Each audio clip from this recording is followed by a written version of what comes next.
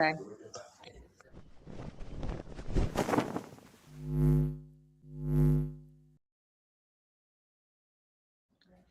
Hey, everybody, it's Julie Roginski. Happy Saturdays for Sanity. I am here with my friend Jeff Jarvis. Michelle is I'm out. sorry, I'm not Michelle Kitty. It's okay. You're just as good. We love having you here. No, I don't know about just as good. Michelle is irreplaceable. no, impossible. Impossible to be as good as Michelle, but she's awesome and she's not here today. And you are just as awesome and you're also here today. So thank you for joining us. Happy Saturday, everybody. Jeff, you've never done this show. So this show is called Saturdays for Sanity for a reason. Because Michelle and I do 5 shows a week that are not sane in the sense that we talk about all this crazy bullshit that happens every day with Trump and just life. And Saturday's kind of a chill out time to just talk about stuff. So I have a crazy story that happened to me after we did the show yesterday. After we did our show yesterday, I decided I didn't decide. I went to walk my dog around 3 o'clock, 3:30, and I'm walking outside of my Upper West Side block, which is, as you know, a very safe part of New York. And I'm literally on my block and my phone is in my pocket and I bend down to pick up after my dog. And I walk back to my apartment. All of a sudden, I'm like, didn't I bring my phone with me? What happened to my phone? I thought I brought it with me. Did I not bring it with me? So I run upstairs to my apartment. And I take my son's phone because he can track me on, the whole Find My feature. And I see that my phone is a few blocks away from my apartment. And I was like, well, that's weird. So I start racing to find this person who has my phone with my son's phone. And all of a sudden I see him obviously on the subway because it keeps coming in and out. I was mugged. But the problem with being mugged with my phone is I'm one of those people that keeps all her credit cards in her phone in the little. So I am phoneless, moneyless. My debit card, my credit card, my phone. I can't open my car without my phone. So that's the problem. I am. Oh, no. I know. So I went to my bank. And I tried to get a debit card to just have a temporary debit card before they ship me the new one. They don't do that anymore. They don't give you, you could do it on your phone as a digital wallet thing, but I don't have a phone. So as I'm sitting there trying to figure this out at my bank, my phone rings, my son's phone rings because I called my phone so often from my son's phone to just try to get somebody to pick up. And it's this woman and she only speaks Spanish. And she's talking to me. And I said, I'm so sorry, I don't speak Spanish. And she said, I don't speak English. Luckily, the guy Bank of America where I was spoke Spanish. So he got on the phone with her and she had found my phone on the subway. And she was like, come to the Fordham. Now, at this point, it's getting dark. Come to the Fordham subway stop and I'll meet you there and I'll give you your phone. And I'm like, Fordham in the Bronx is really far. So first of all, I'm trying to offer her money to come to Manhattan. She's like, no dice. So then I get a call from the cops because she had walked it into the precinct in the Bronx very nicely and left it there. And then the cops are like questioning me like I'm the criminal. And they're like, how did you lose this phone? What did you do? And they went through my credit cards. There's a credit card here, not in your name. Why do you have that credit card? Jesus. And I'm like, am I? And are you an American citizen while we're at it? Yeah, I'm like, do I need to bring? They told me to bring my passport to pick up my phone. Because that's the only evidence I have that I'm me. But they're like questioning me. They're like, they keep calling me like repeatedly to question me about why I have like what's in my phone and who are these people and why do I have a credit card not in my name, which is a credit card that belongs to my nonprofit partner, which I had gotten and was supposed to hand to her because we share this bank account. And they're like, well, we can't give you that credit card back because it's not in your name. I'm like, I'm the victim here. Yeah. So now I have to deal with the NYPD. And so as soon as the show's over, I have to figure out how to get to Fordham. You're still going to Fordham? I'm going to go to Fordham. I want to say one thing. So at some point, did she say, I'm not going to wait for you, I'll take it to the police? Or did No. I basically said to her through this guy at the bank, can you please give it to the MTA, the Metropolitan, people don't know New York, the Metropolitan Transit Authority, is there a booth? And she said, yes. I said, can you please give it to that person? Because I was not going to go to the Bronx in the dark. I didn't even know if this was for real. Like, I don't want to show up at some random subway station in the dark and God knows what happened. She was nice enough not to do that. She was nice enough to walk it across the street, I guess across the street, I don't know, somewhere to the precinct.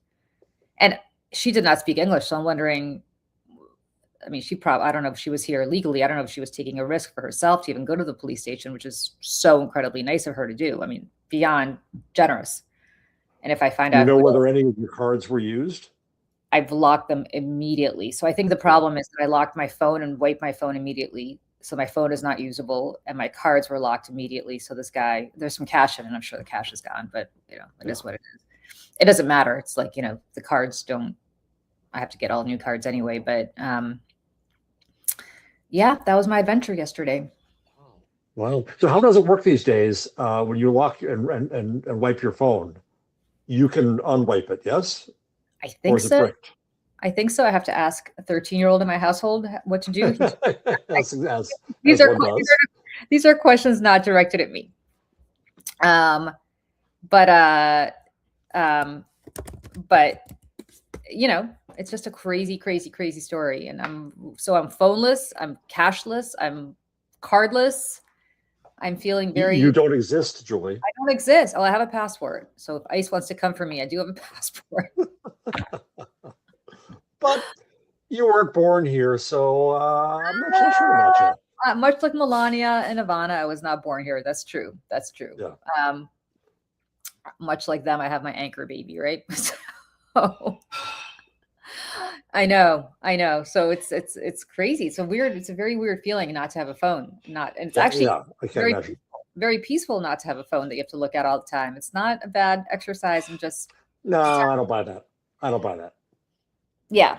I see all these stories. The Guardian, I love the Guardian, but the Guardian, it gets weird about this. They go through digital veganism of how to give up your phone, how to become more sane. No.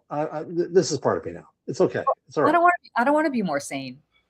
Like I'm kind of happy. I'm kind of happy being stressed out about life all the time. Yeah. Like that. Do you remember life before 20? I'm not even joking. Do you remember life before 2015 when like you could ignore the president for a while and not think about him? And even during the interregnum in the 4 years of Biden, there were times when I did not think about Joe Biden. There were a few days that would go by, but I didn't think about Joe Biden. As one should. Well, that's not the center of life. Politics is never the center of life. I know. And now I start writing my Substack in the morning, and by like 2 p.m. for the next day, and then by 2 p.m. it's moot because something else has happened. Yeah. So now I'm forced to stay up all night writing as close to publication time as possible because everything happens in those preceding 12 hours where it's not possible. I know. It's very disconcerting and it's very kind of stressful, but you know, this is the life that we've chosen. There are people who don't pay attention. I think there are people who just live. Like I always think about that. You're pretty lucky if you just don't care about the stuff. Like you just live your life. Yeah, I mean, I've known people like that, and I think it's actually pretty sad. I think that there's a few cases. One is they have concerns that are so big that it dwarfs the world. Yeah. Fine. But the other is just that they're bored and boring.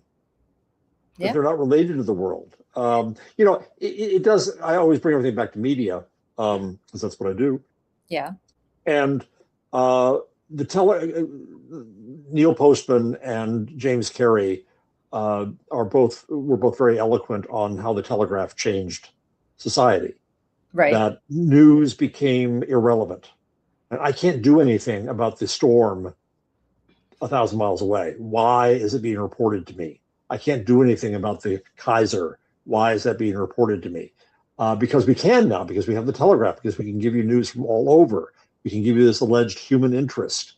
And it took out the agency from news. The news before that was things that I could have an impact on in my community. I never thought about that. That's fascinating. Right? It is. It really is. And it also, I've got great quotes I could pull out. Carrie also talks about, of course, how the telegraph took away the personal and the now that's what I want. Coffee was just delivered. Of course, I actually it's what I'm getting every day now. So for those of your fans who don't know, I'm infirm, having crushed a vertebrae, and I'm up in my airy up here, not at my usual podcast station with better sound. And my wife is serving me in all kinds of magnificent and wonderful ways.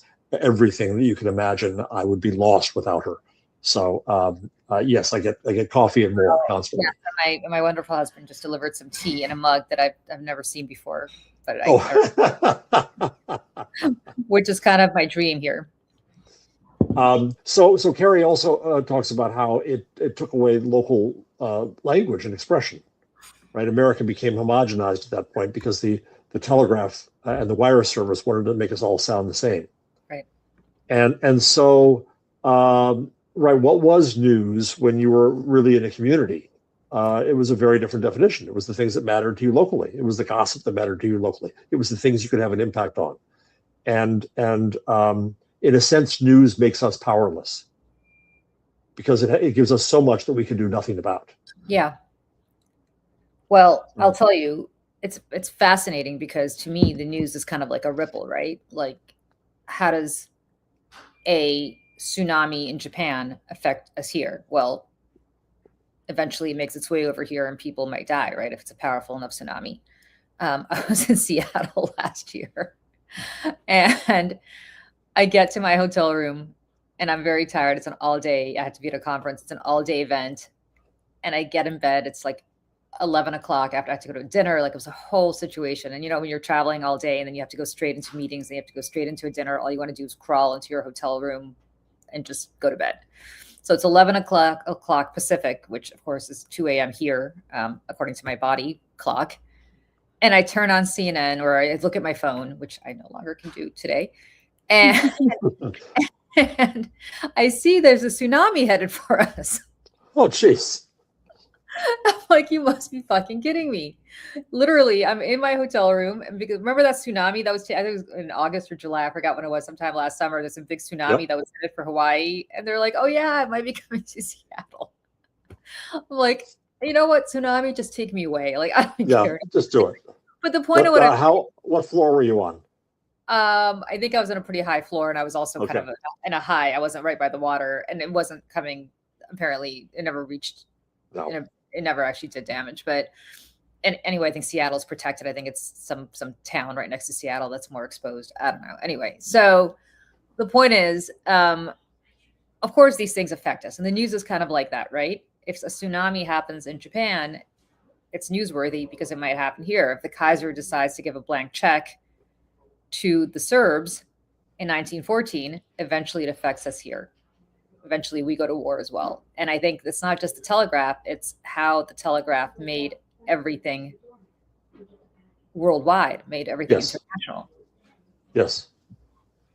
Yeah. But you know, that was happening before. So my new book that's coming out in June called Hot Type is a cultural history of the linotype, which made mass media possible, right? And Mark Twain is a major character in the stories because he invested in and went bankrupt from investing in a competitor to the linotype. The linotype sent a type of line at a time instead of a letter at a time. Right. And so looking at that, I read the Hannibal paper that Mark Twain's brother bought and that he set type on.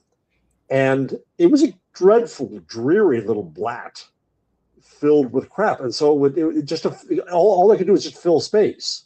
Yeah. So they would say that there was a snowstorm in St. Louis, 200 miles away, a week ago. And that was before the telegraph rule. It was just when we got the copy of the paper, we tore that out, we reset it and typed, we filled the space. So it wasn't as if the telegraph was entirely new in that sense.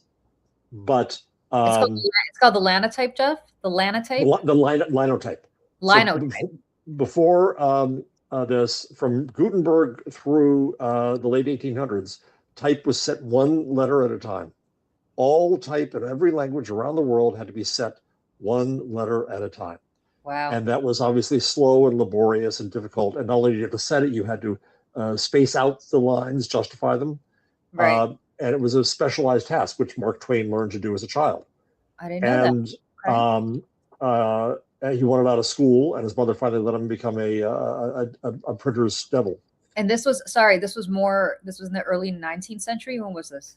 This was from 1450 up until the late 1800s.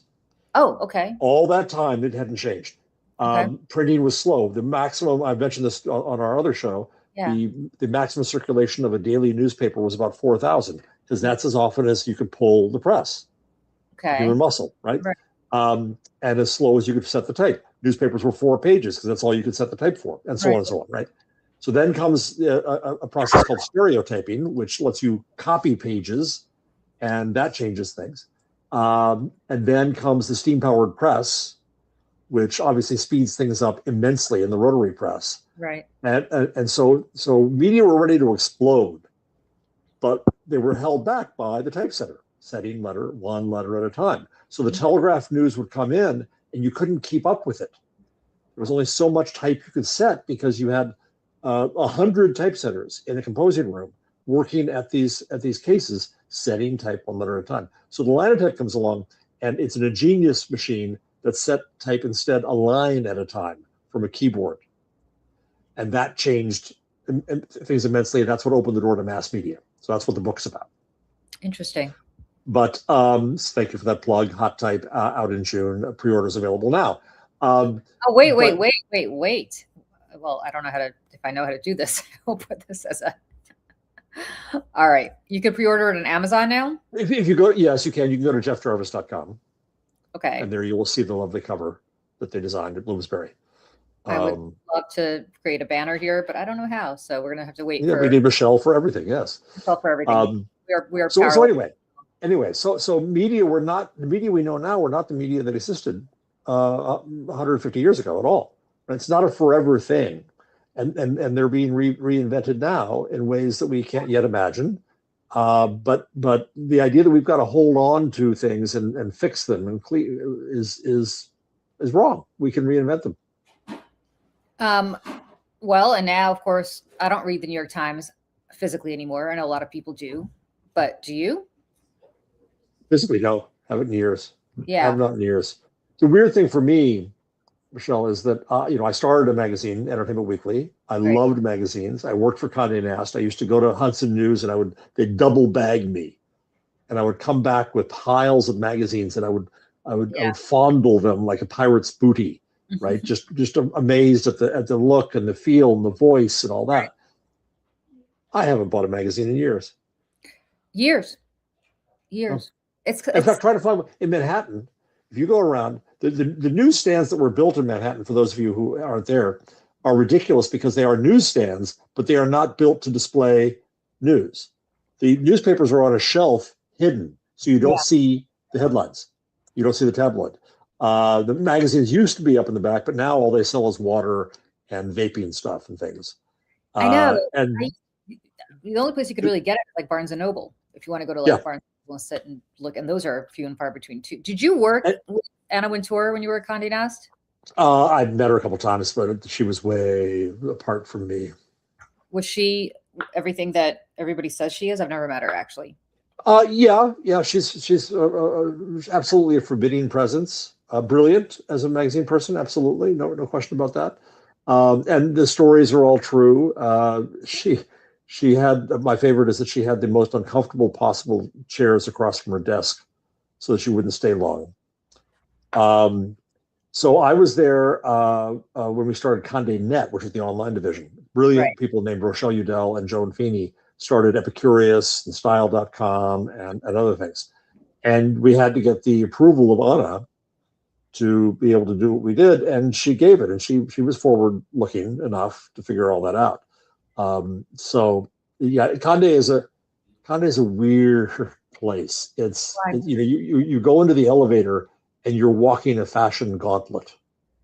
Right? I really feel for the women who work there because they are getting judged constantly. The fabled cafeteria when the company was at 4 Times Square, the Frank Gehry cafeteria, was you just go there to watch everybody, to look and see who's sitting with whom and who's size sitting with this week. And and so on. It's a little uh, society all unto itself. That's really interesting because I've always wondered where these, I mean, if you watched or read The Devil Wears Prada and you um just know a little bit about this, especially if you live in New York, of course, you know people who work at Condé or just have been around Condé. I've never understood where these women who are young and paid peanuts got the money to deck themselves out in, you know, Chanel or Versace, whatever they had to wear every day. I think they were judged on the cleverness of their ability to make it work. They would save up for that one item that people would know what it is, Right. right? The shoes or the purse. There was, there were the rooms where I think occasionally you were allowed to take an item, and there were sample sales. This is how I got. So I've been a schlub my whole life, um, and for protective coloration, I would go to the Barney's warehouse sale.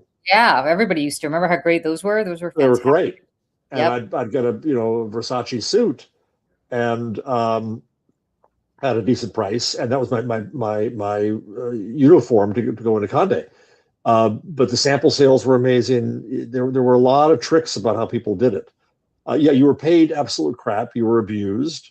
You had to go off and you Yeah. really did go off and get coffee and salads and oh no, you don't do Starbucks. How dare you have gone to Starbucks? You have to go to this special place. You have to do it this Right, right. special way, right? And it's all ludicrous. Um, it's a house that hype built. The whole thing is hype. What's fascinating now is how meaningless it is. It's crazy. Anna Wintour, you know, I think what you see, and I'm fashion is not my thing, but it strikes me that what you see right now is influencers on TikTok, these young kids on TikTok who are deciding what's Yes. fashionable, what's cool. And she, I don't know that she just, I mean, her big thing is obviously the Met Gala, but even that is like she's trying to invite all these people who are influencers. Like the minute the Kardashians started showing up, you kind of understood that this was all designed as an influencer dynamic now and not about people who actually knew stuff, I think. This is where you two talk about culture, and I think that's the most important thing is that now fashion defines itself. Yep. Culture defines itself. It is no longer defined from top down. Whether that is fashion or whether that is just taste in general or entertainment. We entertain ourselves now. We don't depend upon Hollywood to entertain us. Um, and some of it's crap, of course. Always has been, always will be. There's more chaff, but there's also more wheat, and there's more ability for voices to be heard who could not have been heard before, who are always there. Well, There's a former. Go ahead. no, go ahead. Sorry, it's a former. There's a former chief economist at Spotify, whose name I'm forgetting, who's written about this. That when music was the first sector of culture that was hit by the internet, as we all know, and the number of genres and the number of artists who are now available in music has expanded exponentially from what was possible before. Are they all making money? No. Did they always make money? No. But there's a much greater choice and much more voice that's possible, and that's true. I think everything up to making a movie, storytelling, journalism, and so on. There are things that you can do now that are amazing that just weren't possible before with top-down scaled media. Yeah, what's interesting to me is, and like the Kardashians are really, sociologically, I think, kind of an interesting phenomenon, right? Because here you have a very ambitious woman in Kris Kardashian or Kris Jenner, who was just the wife of first a rich lawyer who was celebrity. She was always celebrity adjacent, right? Like she was friends with all the Right. celebrities. Yourself was not a celebrity. And she had money, but she wasn't necessarily, you know, nobody knew who she was other than friends with Nicole Brown Simpson. And all of a sudden, you have her taking her daughters and really commoditizing them. And without them actually having anything to commoditize other than their looks. And suddenly they become truly the biggest celebrities in the world. I mean, Kim Kardashian has got to be one of the top 5 most famous women in the world. And I put her up there with somebody like a Kate Middleton, who is royalty, right? in the sense that everybody knows who she is. She can go to Australia, people know who she is. She can go to Japan and people know who she is. And certainly in the United States and all over Europe, people know who she is. And she spends a lot of time in Europe, I think, making sure that people there know who she is, fashion weeks and so on. And to me, the day that she finally got on the cover of Vogue, and when she was finally invited because of her marriage to Kanye West, who actually does have talent, whatever else you may think about him, you know, he didn't just wake up and decide to be Kanye West. He actually had something to put behind it.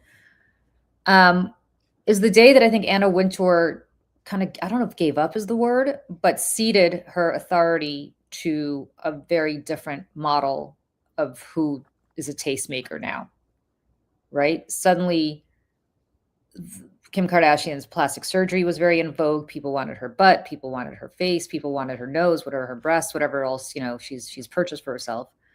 And she became the tastemaker, and people like her became tastemakers of what's happening now, and not somebody like an Anna Wintour, who, again, you can like her, dislike her as a person, really worked her way up to being the arbiter of taste for many decades. And so I don't know what your thoughts about that are, but that's really when I think things changed drastically. It's kind of when we went from the linotype to, to the telegram or to even, the printing press as we know it now. So I won't go back that far, but I will go back earlier. I was the first TV critic at People magazine. And my boss and mentor named Pat Ryan was the editor of the magazine. I remember one day she looked down the hall and she would get the cover reports, what's sold on the cover. Right. And it used to be pretty easy. If Dallas was big, you put a Dallas cover on, it sells. If this movie is big, you put the movie on the cover, it sells. That was pretty much it. And one day, Pat got her report and she saw me down the hall and she blamed me for television. And she screamed down the hall, "TV's dead, Jarvis, it's dead." I don't know if there was Dallas or Dynasty, but whatever cover she had put Dallas. on. And I love Dallas and Dynasty. Are you but kidding? It didn't sell. It suddenly didn't sell. And what was happening? We had choice. We had the VCR and we had cable, and we had the mechanisms to start to take over our little bit of scheduling culture. And so people switched from the event in the star's career to the event in their star's life, or I called it bodily fluids journalism. Interesting. It was about birth and love and disease and death and crime and so on. And so that's when I saw an opportunity to take over helping people decide what to watch. And that's when I came up with the idea for Entertainment Weekly magazine, because there was that shift. But the other shift that occurred at the same time then was that People was the gatekeeper to an audience. You had a movie, you wanted to be on People's cover to get your audience. Well, now that wasn't so much the case. Now the stars and their agents, their flacks, realized that they were the power. Celebrity was the power. Yep. And so their power shifted from the editor of People magazine to the press agent, who said, "Okay, I'll give you my star from the cover. I'll give you my one from column A, but you got to take 2 from column B and 3 from column C. Oh, that's interesting. Or you've got to give me a reporter approval or a quote approval or cover guarantee." They were in power because celebrity became the key then. And for a place like People, which was built on celebrity, there was no hope. They had to bow down to the power of Hollywood for that time. Still, though, celebrity was a limited commodity. It was a scarce commodity, right? And then again, as entertainment expands with more cable and VCRs and such, and then along comes the internet, celebrity is no longer a scarcity. Finally, Andy Warhol's right. Everybody's famous for 15 minutes. And this notion of the influencer, which I always thought was specious, takes over not just our sense of culture and market, but also marketing as well. And so there's a continuum, I think, from that technological change up through the Kardashians, up through the internet. Well, that's fascinating, because I think what you're talking about now is that celebrity controls everything, right? And you have and I have a 13-year-old, and for a while there, when he was in 4th or 5th grade, like, what do you want to be when you grow up? I want to be a YouTube star. I mean, they see people like Mr. Beast, who I did not even know existed, but until I was forced to know who he existed, who's just some guy on the internet. I'm not quite sure what his appeal is, but he definitely appeals to, a subset of the preteen mind. And this guy's making, he's probably close to a billionaire right now. And again, it's kind of insane. And so that never used to be the case. And I wonder what you think about my theory, which is that Donald Trump would not have been president ever had we not created this ecosystem in the early 2000s with Survivor, right? You want to blame somebody for Donald Trump, I would blame Mark Burnett first and foremost. Absolutely. In fact, I think what Donald Trump, our only hope is that Donald Trump is the apotheosis of celebrity. He is the final dead end of it. I don't know. That's when it goes so far as to become president of the friggin' United States. And I don't think that, but television does. You couldn't create a Donald Trump today. Why? Because network television the audience is geriatric, it's dying, it's dead. That level of scale, that presumption of mass, is over. It's gone. And so you can create a 1,000 more celebrities. Not everybody knew who Donald Trump was. Everybody knew who Vanna White was. Not everybody knows who Mr. Beast is. Yeah, Mr. Beast is big enough to make a fortune. Not everybody knows who Julie Roginski is, but Julie Roginski is now big enough to support her work because of the internet, right? Right. You too are a celebrity and an influencer and famous, but at a different scale that is now manageable, right? Yeah. And so I think that trying to create a Trump would be difficult, maybe impossible, and that in a sense, he was the perhaps necessary end game of the celebrity era. Yeah, I wonder, and Michelle is in the chat. Hello, Michelle. We miss you. Hello, Michelle. Where are you? Michelle is a little under the weather today, but she's in the chat. So we miss her and we love her. And there's a question here. Have I ever been to the Met Gala? And if not, given the opportunity, would you go? Why or why not? I have never been invited to the Met Gala. That is not my circle that I've ever hung out in. I have been to galas at the Met, but not the Met Gala. Would I go if I were invited?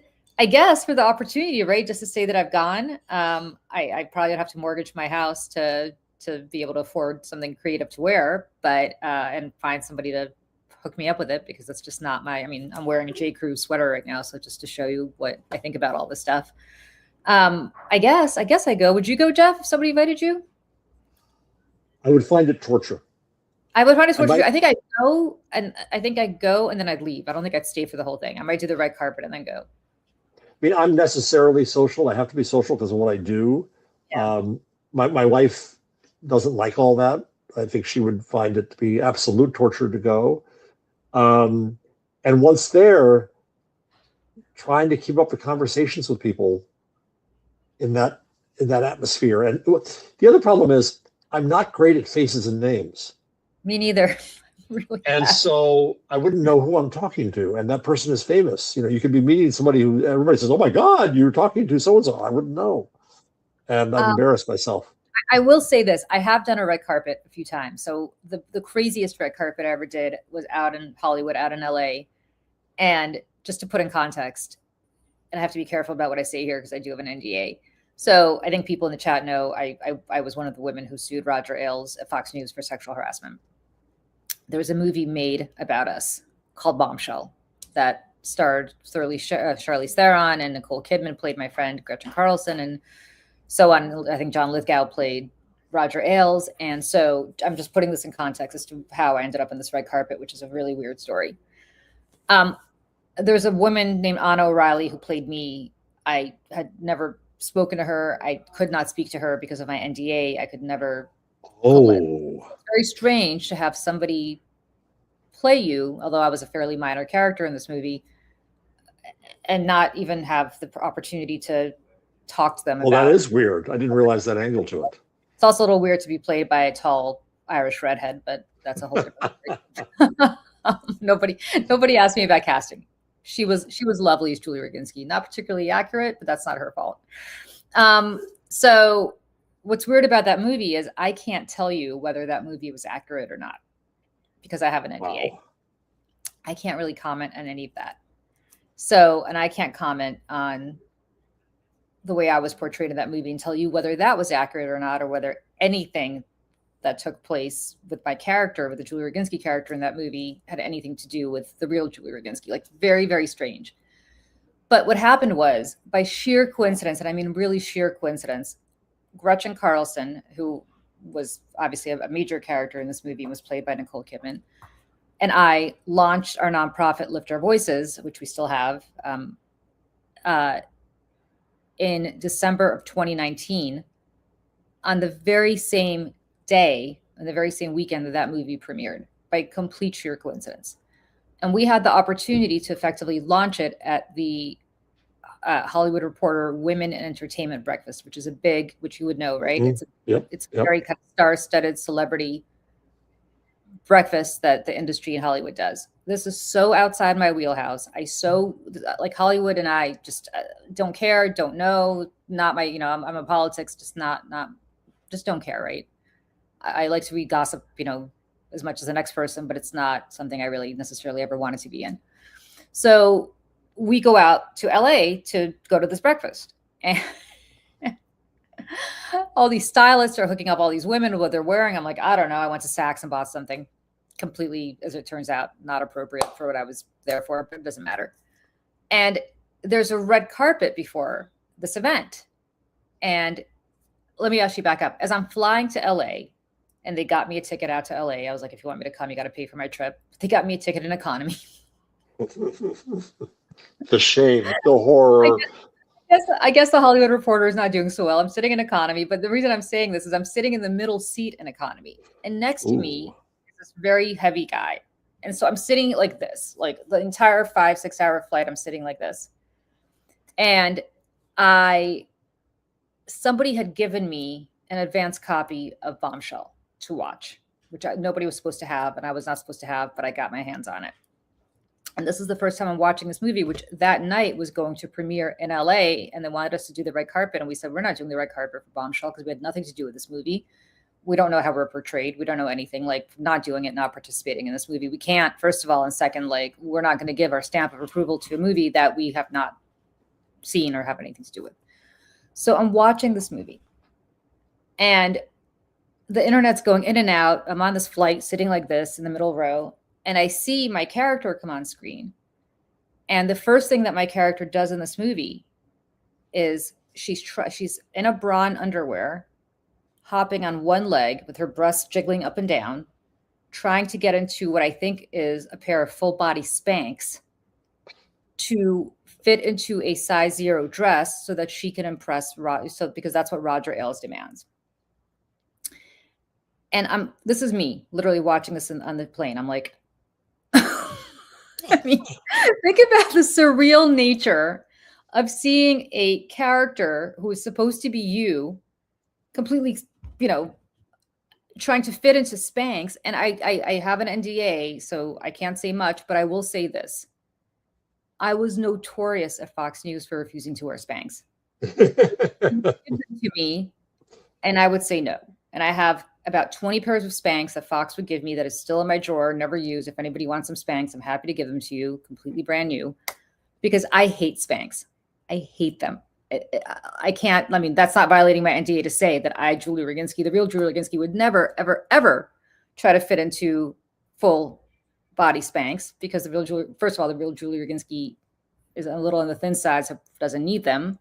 But second, I also hate them. They're constricting. They're awful. I hate pantyhose. I hate Spanx. Just not my cup of tea. And I certainly would not do that to try to impress Roger. Like, it was just not that part. I can't say much, but I hate Spanx. So I'm watching all this and I'm like, what the fuck am I watching right now? And then I'm watching this portrayal of my friend Gretchen, and it's not a violation of my NDA to say, because I'm not Gretchen, this is not Gretchen Carlson. It's just not. I mean, that movie just did not portray her accurately at all. I mean, she is, this kind of portrayed her as this kind of, I don't even know, you could watch the movie for yourself and see the portrayal. It's just not her. So I'm watching this whole thing and I'm like, what the hell am I watching? And so we don't go to the premiere. The next day we go to the red carpet, and the red carpet's like at 10 a.m., which is a weird LA thing. I guess they do red carpets in the morning. And everybody is like, stand over here, Reese Witherspoon, get a picture with Reese Witherspoon, get a picture with this one, through Charlize Theron. And Charlize Theron sees us. And she sees Gretchen because she's obviously more recognizable than I am. And this is a woman who just produced this movie about Bombshell, which we couldn't cooperate with. And I think she just stayed away from us because I think she was afraid of what we were going to say about this movie, which we have yet to say anything about it all these years later because we can't. And that was a very strange kind of red carpet experience for me. Other than I saw Olivia Wilde in person, and she is stunningly gorgeous in ways that I just the screen does not do her justice. I'm just like, oh my God, this woman is just insanely beautiful. But anyway, but it was a very weird. So that's in answer to the Met Gala red carpet. I thought the Hollywood Reporter red carpet was just a complete and utter torture thing for me. And if somebody wants to Google pictures of me, there are pictures of me from this thing, and I'm like smiling at this, and all I'm thinking is, this is just bullshit. Like, this is completely insane. And then strangely enough, I run into a friend from high school at this thing who was at the time a big wig at Netflix. Like, she was huge at Netflix, and I hadn't seen her since high school, and I love her. She's fantastic. She and I were very good friends in high school, but we just kind of went our separate ways. So happy to see her. And I look at her and I go, how do you deal with this shit every day? She's like, I know. I'm like, how is it? Why? Like, how? And it was very strange. Very, very odd. It was the height of the meeting. Go ahead. Let me ask you about NDAs generically. I'll tell my quick little NDA story. So I was at Time Inc. when I came up with the idea for Entertainment Weekly. The managing editor's contract included a non-disparagement NDA clause. Oof. And as a journalist, I was young and foolish and naive, and I said, well, I can't sign that. I'm a journalist. Mm-hmm. And there's a whole story about the launch of Entertainment Weekly. It was a rough launch. When I left, I walked out in a huff. I quit. But, at that level, you can quit and be fired. You can come to an agreement, okay, but fire me and trigger the contract. Yeah. If I had signed the contract, I would have received 3 years salary, bonus, and benefits. That's what they do. I did not sign it, so I didn't receive that. Yep. And I insisted on being able to keep the launch documents for it. And nobody cared about the story of the launch of Entertainment Weekly. I wrote a book that's out now, audiobook recently called Magazine, a little tiny book, part of the series, that tells the story. And I say in there, I could do that because I had no NDA, I had no non-disparagement clause. And by the way, Time Inc., after I exposed the clause in the contracts, Time Inc. got rid of that clause. Good. It was fun there. So not soon enough for you to get your 3-year severance, though, which is the part that sucks. No, long since. Yeah. Fox was a major part of your life and your story. What happened was a major part of your life and your story, and you're closed off from your own story because of the NDA. How does that feel? Do you ever wish that you would sue and get rid of the NDA, or that someone else could tell the story? How does that operate in your own sense of yourself and your own autobiography? Yeah, it's very strange. So had I known then what I know now, mm-hmm.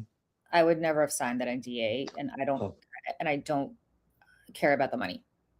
Mm-hmm. Like, it's just it's first of all, the money was not that great to begin with, but even if the money were great, and Gretchen has said this publicly, neither of us would have signed that NDA. The way this was presented to us by our attorneys, and this is not their fault, this is just the way of the world, is, this is what you do. You sign an NDA as part of your settlement. Yep. And the part that I think people misunderstand is when you're going through something like this, you're in limbo until it's all resolved. Right? Oh, yeah.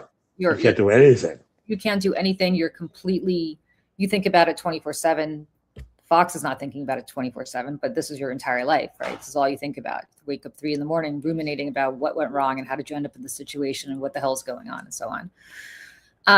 And so, I signed this NDA, and I guess I did not realize how much Fox was going to be a major. I just, my whole point was I just want to get on with my life and go work. We talked about this. Get me out of here. Get me out of here. We'll go work at a different network, which was naive to believe, but and that's it. Like, this is a period of my life and I'll be done. I did not realize, I was very naive. I did not realize when I filed my lawsuit that paparazzi would be chasing me down the street and I couldn't take my son to daycare because I didn't want him to end up, in the papers. Right. That if you Googled me, the first thing in my obituary would say, Julie Roginski, comma, who sued Roger Ailes for sexual harassment, comma. One of the reasons that we founded Lift Our Voices was because we wanted to make sure nobody else would ever have to go through something like that again. And so our whole goal is to ban NDAs and ban forced arbitration so that people could just tell their story, right? But what's weird about me, because and certainly I don't want to speak for Gretchen, but she's a much more high profile person in the story because she went first and she's the one that brought him down and in fairness, I think launched this iteration of the Me Too movement well before Weinstein. I mean, she went at 16. Weinstein was about 15, 16 months later. What's weird about that is you can tell what you think my story is. Hollywood certainly can tell what they think my version of my story is. Anybody on earth, I mean, strangers on the street can talk about my story. I can't. Yeah. And I'm the only one that knows what happened, right? I mean, there were only two people in that room. One of them is dead, Roger Ailes, and one of them was me. And yet the only time I can speak is through my lawsuit filing. And even then, if somebody handed me my lawsuit and said, could you read from it? I couldn't. You can. I can't. Right? Look, I'm asking this, I hope I can ask this generically, not about your NDA, but generic, because you're fighting NDAs. What is one's liability? Is it the amount of money you receive, or is it something greater than that? It really depends on NDAs. It really depends on how it's structured. So I can't talk about mine, but hypothetically, every time that you disclose something that you shouldn't, you pay $1 million penalty. I'm making that number up, but it's not. For some people, it's not far off, right? It could far exceed the money one receives. Well, what's interesting is not just that. Let's say I talk to you. This is not about me. Let's say a person talks to you about what happened, and that's $1 million penalty. And then the New York Times reprints what we just said. That's another $1 million penalty. And then let's say the AP, better yet, let's say the AP reprints it. That's another $1 million penalty. And then let's say every newspaper that the AP gives this to prints it.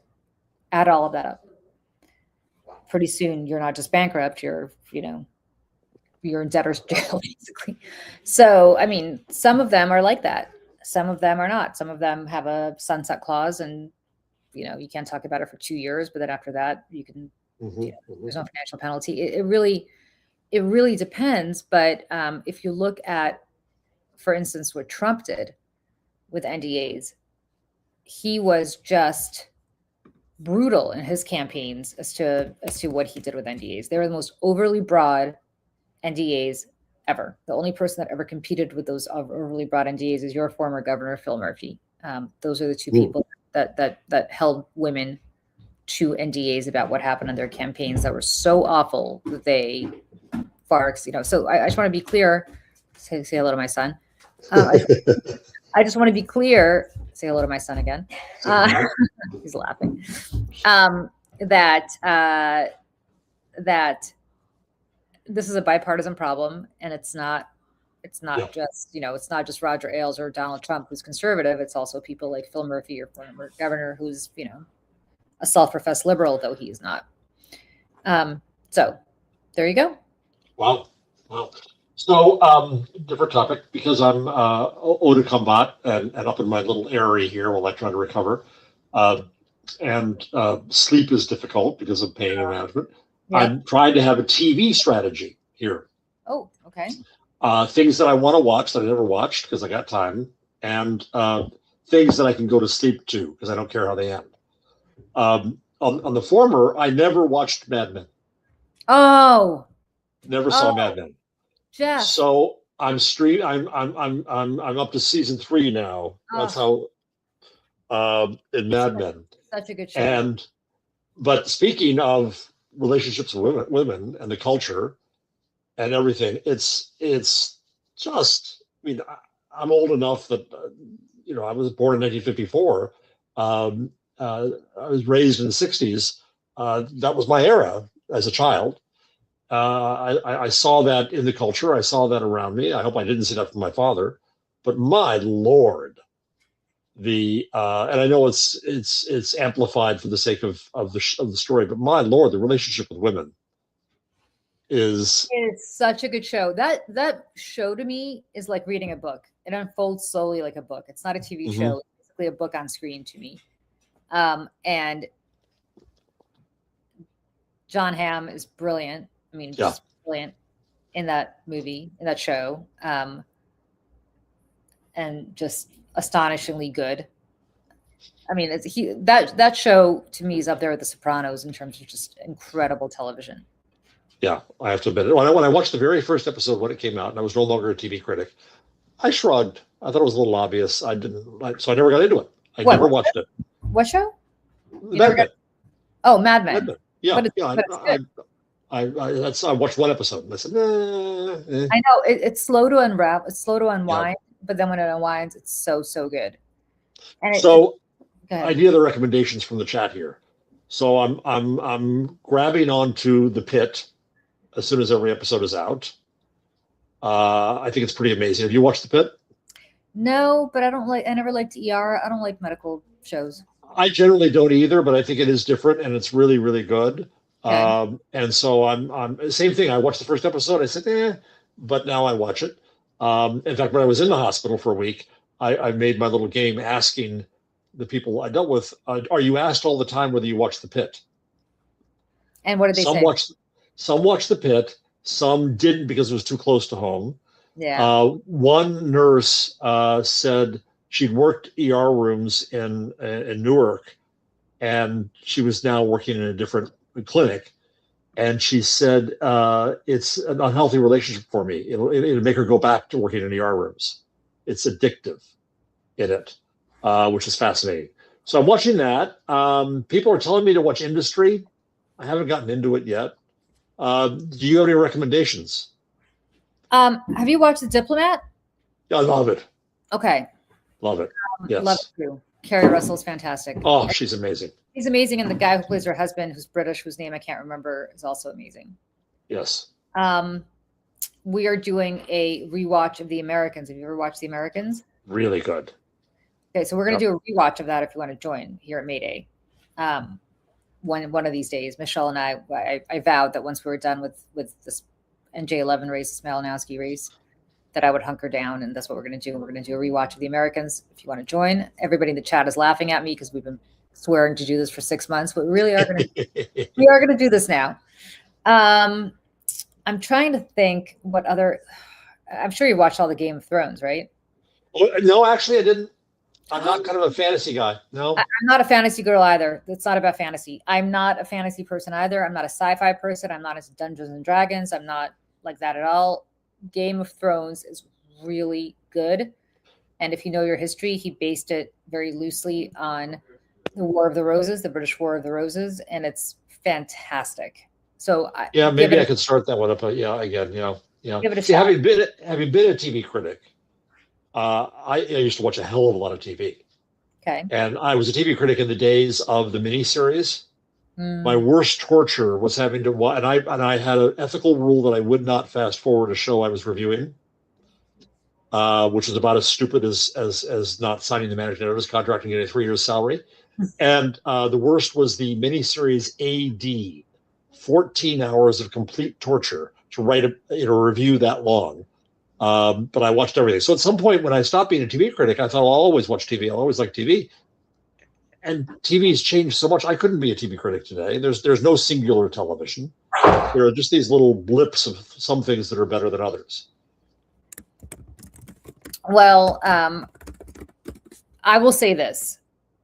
you were a TV critic during the heyday of like Dallas and Dynasty, right? Yep. Did I tell you that I learned English watching Dallas? Yes. I did. That's why I'm surprised you don't have a Texas accent. I'm telling you, I keep joking. I was the only girl in the first or second grade who could tell you about the oil barons ball. But I about the cartel and how the cartel was screwing the independents. I'm not kidding. I think cartel was one of the first words I learned. The cartel. But I loved Dallas. I don't think I've ever loved anything the way I love Dallas. And I was like 7 years old when I started. My mom, the beauty of having European parents is there is no filter. They will let you watch whatever you want. They don't understand. They don't care. So I was watching Dallas from a very young age, and it was fantastic. I was like 7 years old when, whoever shot JR. People in the audience asked who shot JR. Could we, it's been 40 years. Could we tell people who shot JR? I think so. I think you're safe now. It was you, Kristen. It was you who shot JR. It was Suella's sister, Kristen. She was having an affair with JR. They filmed multiple actors doing that because they didn't want the actors to even know who shot JR. Right. So as a young critic, what did you think of the shower Nevermind? Well, it's so iconic now, but that whole season sucked. Yeah. And it got, that's when it kind of started getting lame. So Dallas was really good, I would say, until they replaced Barbara Bel Geddes with Donna Reed for that prior season, I think. And then they did the whole shower scene, and then all the actors started to leave. Like Victoria Principal left, and anyway, it was not great. But the first, I would say, 7 years of Dallas were phenomenal, didn't you think? They were so good. Yeah. It was. I mean, it's a genre. Yeah, we don't have genre. Created a genre, right? We don't really anymore. Yeah. I don't know why. Yeah, I wonder how well these things would survive today. I should go back, and one of my favorite shows ever was Cheers. I thought it was the ideal sitcom. I loved Cheers. I agree. So right? Good. And I want to watch it, but then again, I don't want to watch it because I don't want to know whether it's. I have watched it, Jeff. Does it hold up? No. It's very sad. Because I lived in Boston during the last few seasons of Cheers. I was in college there. And so I remember in 1994, during the very last Cheers, I was going to the airport and I was in a cab going past the Boston Common. And if you know Boston, the Bull and Finch, which is where Cheers is based on, is right at the Boston Common. And I was going on the other side of the Common in the public garden, but the entire place was filled with people. And you had the actors, I didn't see them obviously, but kind of like being all wasted, leaning out of the bar because they all came to Boston. But the end of that show was such a cultural phenomenon. And I just sobbed. Yes. I remember watching that last episode and just crying. And it does not stand the test of time. It just doesn't. Oh, yeah. I was there that day for Good Morning America. Wow. Okay. I was TV critic standing upstairs, and we had the spot outside, and Al Roker had the spot inside. He yelled up and said hello. Right. It was a cultural moment, and I think it was the last. It was MASH, Cheers. A few of these were the last moments of that. Seinfeld. I mean, it was the last episode. Seinfeld, absolutely. Seinfeld stands the test of time. It does, except all of the plots that would be absolutely ruined by the mobile phone. Yeah, but if you watch Curb Your Enthusiasm, which I assume you have, right? Yep. When they did that season and when they do the alternate ending to Seinfeld, remember when they do the Seinfeld reunion, they kind of address all of that. And that was brilliant. I think that season of Curb Your Enthusiasm may be the best season of television ever because it was so smart. It was so smart. It was so good. But no, Friends doesn't stand that. I never was really into Friends. It was not my cup of tea, but I don't think that show stood the test of time. So that's a case where I was a critic when Friends came out, and I thought it was a Cheers wannabe, and I said so, and I gave it a middling to meh review. Right. But then I watched it and kept watching it, and I liked it, and I wrote a skin back, And the producers, to their credit, sent me a letter saying, thanks for owning up here. I ended up liking Friends. My kids loved Friends. They Yeah, loved it. It's yeah. just, My son somehow at a very inappropriate age, unbeknownst to me, watched Friends and he loved it too. I think I loved Cheers. I'm with you. I love Cheers. I love Seinfeld. Seinfeld was brilliant. I think Curb Your Enthusiasm is actually better than Seinfeld. I oh think, yeah. it's Um, it's just so good. I mean, Larry David is so good. And the other show that I thought was incredible that in the first few seasons was 30 Rock. Did you watch yes, 30? yes. Also very, if you watch it now, very relevant to the Bush era. Wouldn't really stand the test of time now because of its jokes, but the jokes are Right. still, they're just antiquated because they're so, like there's a whole storyline about Alec Baldwin's character dating Condoleezza Rice and, things that now would not probably make sense to people if they started watching it from scratch. But So here's the question about where culture stands in the issues of the day. And I think we might have talked about this in one of our shows together. You can credit a lot of the progress toward gay marriage with television, yeah, Will and Grace.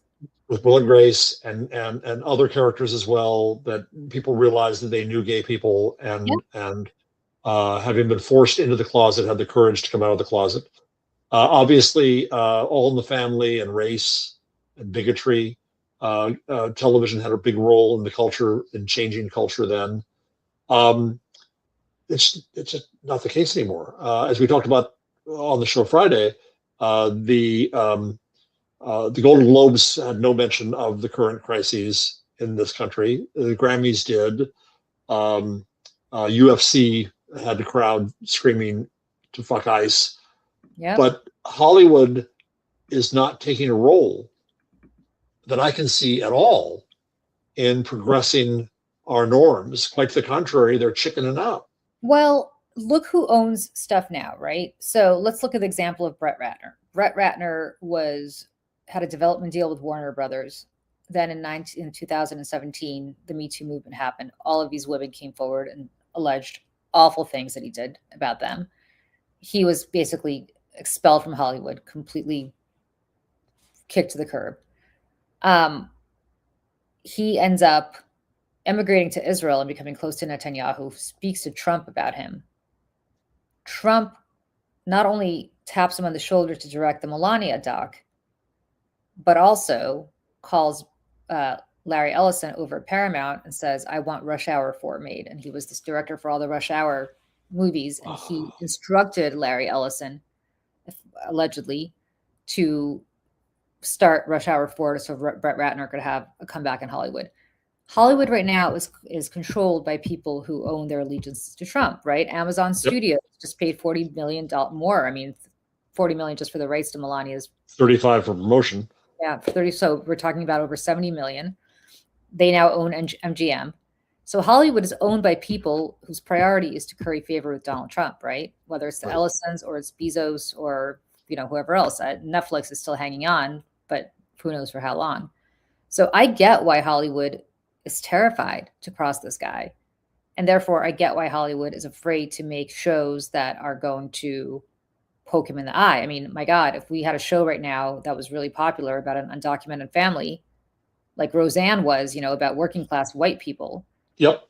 And about the stresses that working class white people faced with Roseanne, if we had the stresses of what undocumented migrants face on a daily basis, even if it's a comedy, that was as popular. I mean, think about how much that would just change the trajectory of what's going on. But nobody's going to make that now. They're terrified.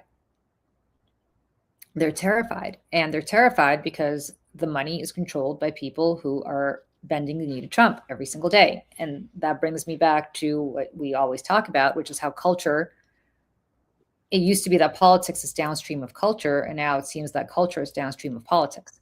Yeah. Yeah. And obviously there's the weaponization of culture around wokeness and DEI and such, so that any effort to do something that seems at all human, that is to say progressive, is attacked. Yeah. I mean, it's true that the only show that has courage right now is South Park. Yeah. And those guys got $1 billion. So their attitude is, take our show off Try the to air. fire us. Yeah. Fire us, don't fire us. You're a billion out, and the billion is still, that's not a rounding error, right? That's a lot of money. Right. So Right. they were smart to get their money first and then do what they wanted to do. But the truth of the matter is, aside from South Park, I don't know that anybody's got that kind of power. I don't even know the Cosby Show would be made right now about a successful upper middle class Black family with a doctor father and a lawyer mother, right? Like the Cosby Show revolutionized how white America saw Black people. It wasn't just about Sanford and Son, where they were working out of a garage, or about the Jeffersons, where they were, somehow these Black people who moved on up to, live on the East Side with these white people. It was also about, it was just about a really successful, educated couple who dealt with child issues the same way everybody else did, except they happened to be Black. I think now that would be considered woke, and studios would be in trouble for it. And I'm not sure it'd be made right now. Well, also, so here's my little brush with celebrity story about Cosby. When the show came out, I loved it. It was amazing. It actually, this is kind of weird, but it helped comfort my path to parenthood. It made parenting look kind of fun. Yeah. And I wasn't sure whether I wanted to be a parent, and I is one. But as time passed on, I think we all might agree, Cosby became preachy and self-important, and I said so in my columns. And Cosby was enraged, absolutely enraged, and he would come after me. He would send me faxes. He sent me and letters. He sent me I said that Cosby's time was over, and he sent me a tin cup. Where are the flowers for my funeral? Weird shit. Right? These are letters I now have framed. My attack letters from Bill Cosby. I take that as a matter of cost. So when I started Entertainment Weekly, we had to make prototype covers that were used in junk mail to see how well it would sell. Right. And one of the covers that was never printed had Murphy Brown and Roseanne Barr on it. And the cover billing that I did was "Kiss Cosby Goodbye," and something about he's over and now it's the time for these sassy women or something. Right. And it only went out in junk mail. He managed to get a hold of the junk mail and went to a production house to have them remake the cover at some expense and change the cover billing. This is before Photoshop, folks, to say "Kiss Jarvis Goodbye." A vindictive little shit that he was. And so I'm honored that he hates me. That I couldn't have a better enemy. Yeah, I mean, please, that is, I would have that framed right wherever you have that picture of the Brooklyn Bridge behind you. Frame that. Absolutely. But so it's a weird relationship. Is that I still will, as you just did, I will still praise the beginnings of Cosby for the quality of what it is and the impact it had. Yeah, for sure. But then it went boom south, and he proved himself to be a obnoxious shit. Well, he proved himself and worse. Much worse than that. I mean, yes, he's lucky as hell that Court of Law got him out of prison, because he's, and I feel bad for the kids in the Cosby Show, because they were obviously torn between a man who was a father figure to them and having to do, and the same thing goes for what's her name, who's his wife, but Lisa Bonet, remember he got her fired because she got pregnant or she got married or something. Yep. So, it's interesting. So it's fascinating. I guess I never thought about the fact that as a critic, you had so much power that these mega celebrities would be obsessed and hanging on your every word as to what you said about them. No, they couldn't. It's Trump-like. They couldn't stand anyone criticizing them. Yeah. They didn't have any. I had no power. I didn't change shows. Well, it's the power for people to not watch the show, right? Well, yes and no. I mean, Alan Thicke. I made Alan Thicke jokes. He sent me a letter saying, "Stop making me your whipping boy." David Letterman sent me a thank you note. It's always fun, but that's seductive too. When I started EW, I said that I didn't allow the critics to meet the stars or to do stories about them, because you're a critic. You're separate from that. That's absolutely right.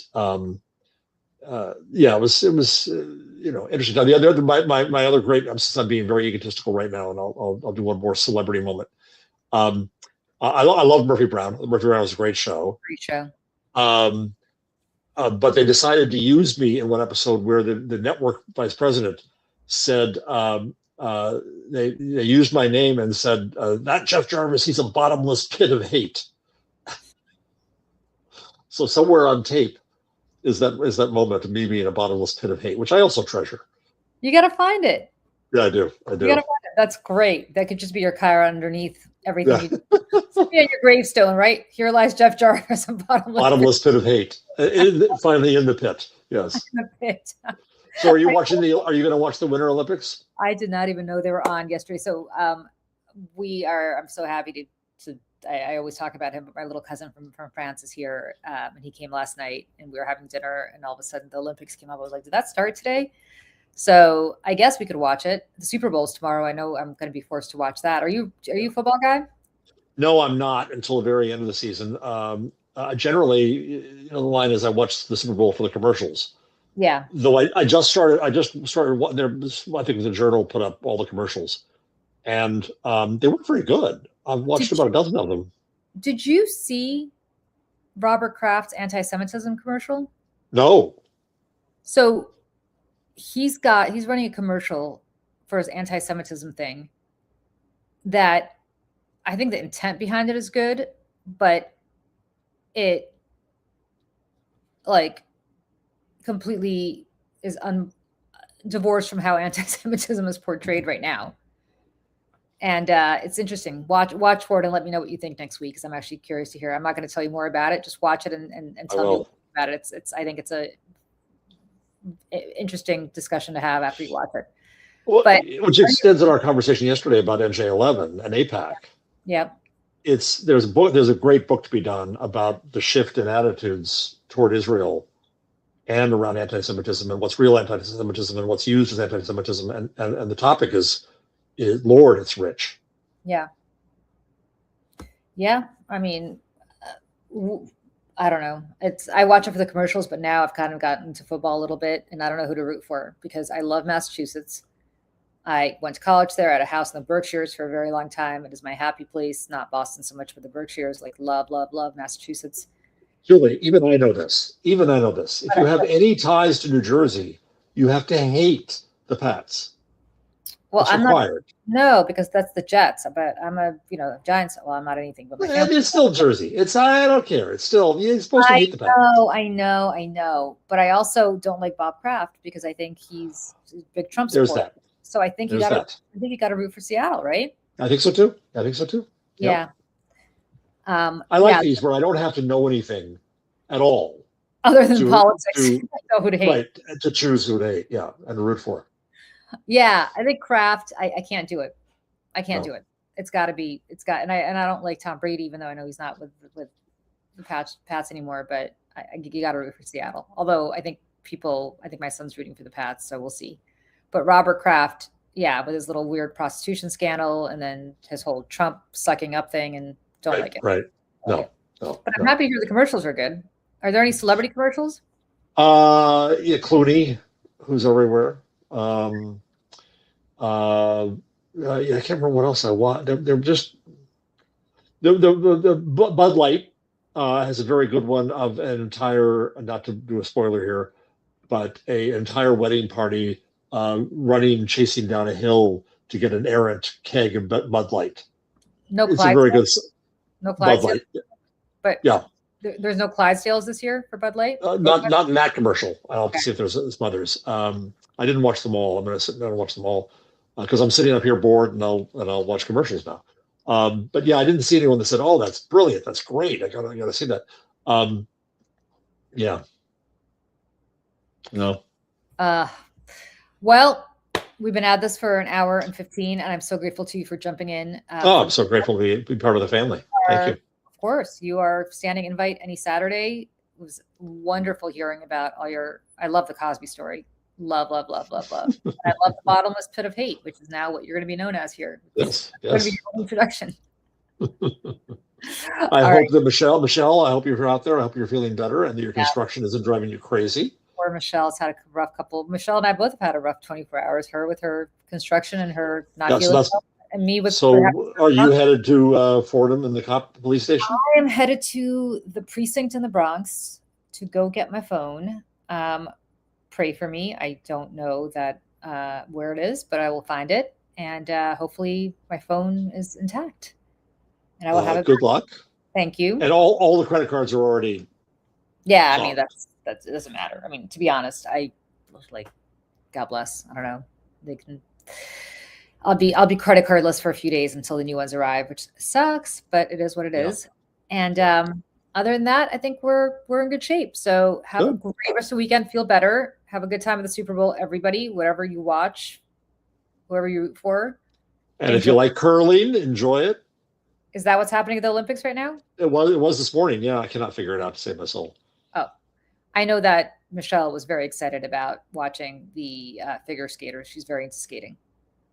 Yeah. Not my the Olympics, just not my cup of tea. Just don't. Not mine either. Not mine. But this morning at 4:00 when I woke up, because I'm waking up right now at that time, it was not. Suddenly I was watching women. I didn't know this existed. I think they call it freestyle. They come down and then there's poles and they have to ski on top of the pole as if they were like skateboarders, and then get off the pole and then go through jumps and go on a pole. What? The things they do to invent new sports are amazing to me. So yeah, I was thinking, do I have a fever this morning? It's really weird to watch. And then along came the downhill speeds, which were absolutely frightening, going 90 miles an hour. So that was kind of interesting to watch, but I'm not going to watch. That's me when I go skiing because I can't stop. I don't know how to stop. So the problem is I just go straight down at like a billion miles an hour and then almost kill myself, which is why I never ski anymore. I'm a horrible, horrible, horrible, horrible skier, and I'm terrified of it. But that's what even watching that makes me anxious. I don't know why. Okay. On that note, have a great day, everybody. Jeff feels so much better, and we'll see everybody on Monday. Bye. Bye. Bye. Bye, Michelle. Feel better.